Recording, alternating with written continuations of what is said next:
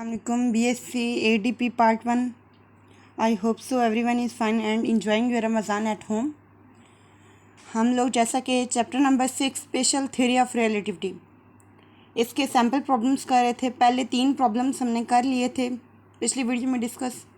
इस वीडियो में हम इंशाल्लाह प्रॉब्लम नंबर 4 से अप टू सॉन जितने हो जाएंगे वो डिस्कस करेंगे। तो चलें स्टार्ट करते हैं बिना टाइम ज़ाया किए।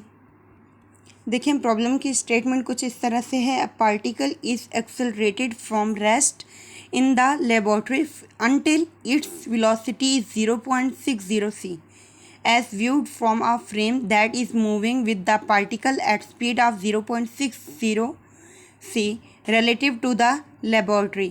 The particle is then given an additional increment of the velocity amounting of 0.60 c. Find the final velocity of a particle as measured in the laboratory frame. क्या कहते हैं कि एक पार्टिकल है वो एक्सेलरेट करता है rest in the laboratory frame. अगर हम उसको लेबोरेटरी फ्रेम में देखें तो वो रेस्ट पे है, ठीक है। तो कहते हैं पार्टिकल एक्सेलरेट करता है, उसकी वेलोसिटी क्या है 0.60 और अगर उसको हम व्यूड करें रेस्ट लेबोरेटरी फ्रेम से as viewed from the frame that is moving with the particle at a speed 0.60 c relative to the laboratory, the particle is then given an additional increment of velocity amounting 0.60 c. अच्छा क्या कहते हैं कि अगर हमने rest laboratory frame है हमारे पास वहाँ से व्यूड किया एक पार्टिकल एक्सेलरेट करता है विद वेलोसिटी दिस वन, ठीक है। फिर अगर हम उस फ्रेम के रिलेटिव में लेबोरेटरी जो फ्रेम है उसके रिलेटिव एक ऐसा फ्रेम है जो मूव कर रहा है, यानी हम ये कह सकते हैं कि हमारे पास यहाँ एक फ्रेम है, ये मैं कह दूँ कि ये लेबोरेटरी फ्रेम है।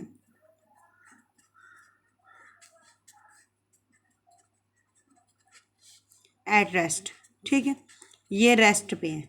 यहाँ से मैंने व्यूड किया इस पार्टिकल की एक्सेलरेशन वो कितनी है 0.60 सी, ये एक्सेलरेट कर रहा है पार्टिकल, ठीक है, विद वेलोसिटी v के साथ।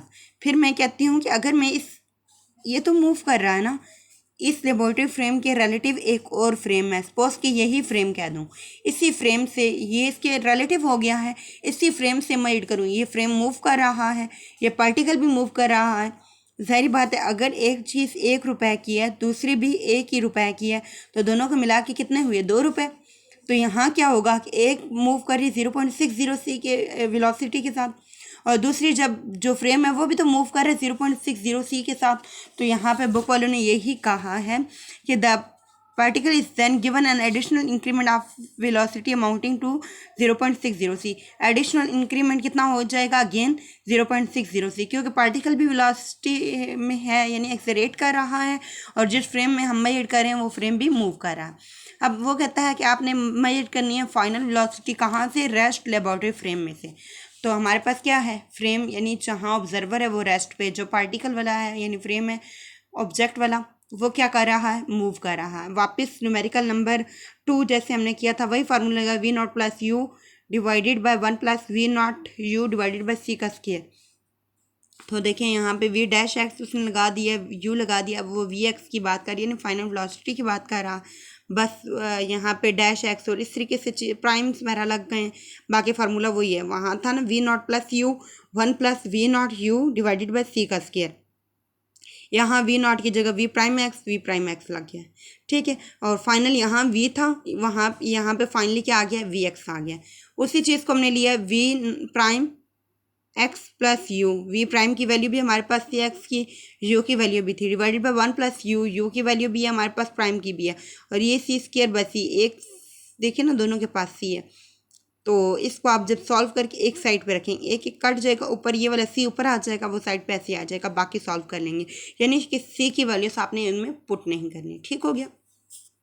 आई होप सो कि आपको ये न्यूमेरिकल समझ आया होगा, ठीक है। नेक्स्ट न्यूमेरिकल देखते हैं, वो क्या है कि an observer S is standing on a platform of length d0 is equal to 65 metre on a space station. क्या कहते हैं कि ऑब्जर्वर है वो ऐसे वो स्टैंड करता है एक प्लेटफॉर्म पे, लेंथ उसकी ये है on a space station, or rocket passes at a relative speed of 0.80 c moving parallel to the edge of a platform। क्या कहते हैं कि एक हमारे पास ऑब्जर्वर है वो खड़ा है कहाँ पे, प्लेटफॉर्म की, उसकी लेंथ ये है और स्पेस स्टेशन के साथ, ठीक है। और वहाँ जो स्पेस स्टेशन है वहाँ से एक रॉकेट ने पास किया है और रिलेटिव स्पीड उसकी क्या है, ये 0.80, और वो मूव करता है parallel to the edge of platform, platform का जो एज है उसके पैरेलल मूव करके गया है। The observer S notes that the front end back of the rocket simultaneously line up with the end of platform at a particular instant.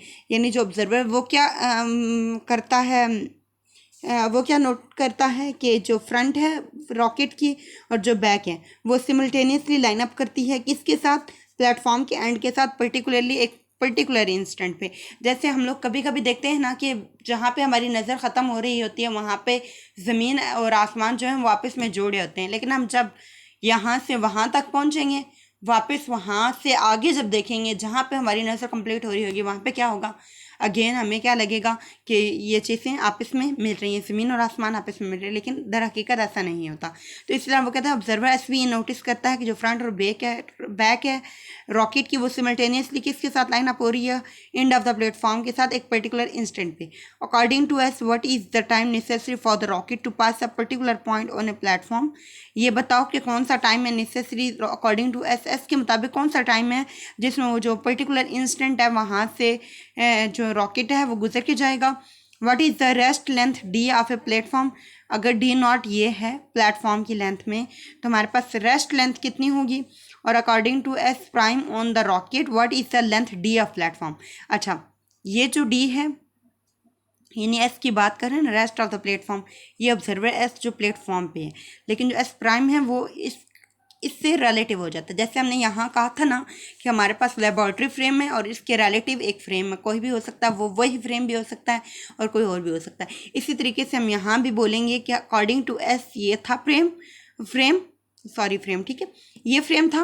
और अगर हम कहें कि rocket according to S dash on the rocket के ऊपर अगर हम S dash रखें उस ऑब्जर्वर के मुताबिक लेंथ डी क्या होगी प्लेटफॉर्म की, ये बता दें। बहुत ही सिंपल न्यूमेरिकल्स है। क्या कहते हैं कि डी नॉट हमारे पास क्या है 65m, इसको एल भी कह सकते हैं। यू हमारे पास 0.80 सी, नहीं रुकिए ये भी रहता है। According to S prime how long does it takes for observer S to pass the entire length of the rocket. वो कहते हैं जो एस प्राइम है उसके मुताबिक कितनी देर लगेगी, कितना टाइम लगेगा कि हमारे पास जो पूरा रॉकेट है वो ऑब्जर्वर एस के मुताबिक गुजर जाए। यानी कि अगर मैं कहूँ, ये था प्रॉब्लम नंबर 4, नेक्स्ट है प्रॉब्लम नंबर 5। अच्छा, वो कहते हैं कि अगर मैं कहूँ कि यहाँ एक ऑब्जर्वर एस है वो प्लेटफॉर्म पे कहीं खड़ा है, ठीक है, ऑब्जर्वर एस है ये प्लेटफॉर्म पे, इसके पैरेलल बिल्कुल एज के साथ से प्लेटफॉर्म के, ठीक है, ये अगर प्लेटफॉर्म है ना इसके बिल्कुल एज के पैरेलल से क्या गुजर के गया, एक रॉकेट पास करके गया है, ठीक है, रॉकेट।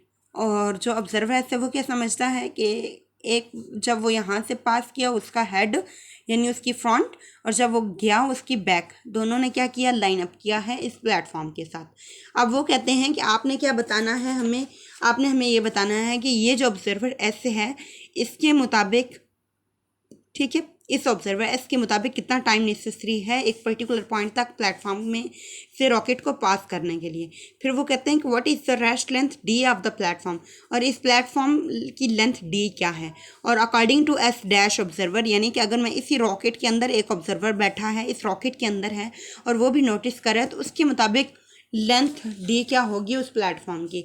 और फिर इसी के मुताबिक वो कहता है कि how long does it take for observer, यानी इस ऑब्जर्वर इसने कहा ना कि यहाँ से यहाँ तक कितना जाना है, ठीक है, तो वो कहते हैं कि जो अंदर बैठा हुआ है वो क्या सोचेगा कि हमारा रॉकेट मतलब हमारा रॉकेट कितनी जल्दी गुजर के गया है इस प्लेटफॉर्म से।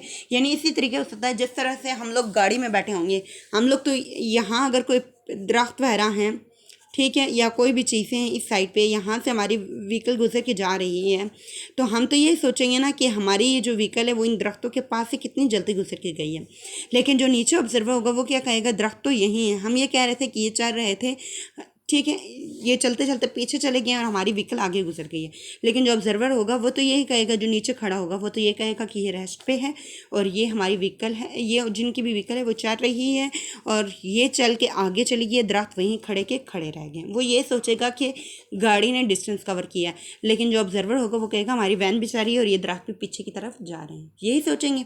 तो यहाँ पर वो कह रहे हैं जो ऑब्जर्वर एस होगा लास्ट जो है ना, D according to S dash how long does it take for observer S to pass the rocket length, ठीक है। तो वो कहते हैं कि जो अंदर ऑब्जर्वर होगा वो कहेगा कि कितनी जल्दी हमारा जो रॉकेट है वो इस प्लेटफॉर्म में से गुजर के गया है, ये टाइम भी बता दो, ठीक है। अब देखते हैं कि ज़रा उसने क्या किया है। सबसे फर्स्टली उसने कहा है कि हमारे पास डी नॉट है, इसको हम एल भी कह सकते हैं, यू है और चेंज इन टी नॉट बताना है हमने। फर्स्टली एल है हमारे पास।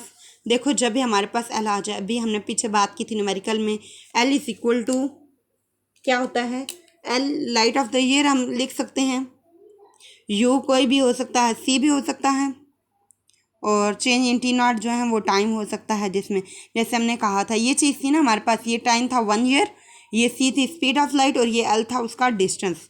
तो एक मिनट, हाँ जी, ये सीन डेल थी और ये चीज़ थी, उसके बाद ये एल उसका डिस्टेंस था।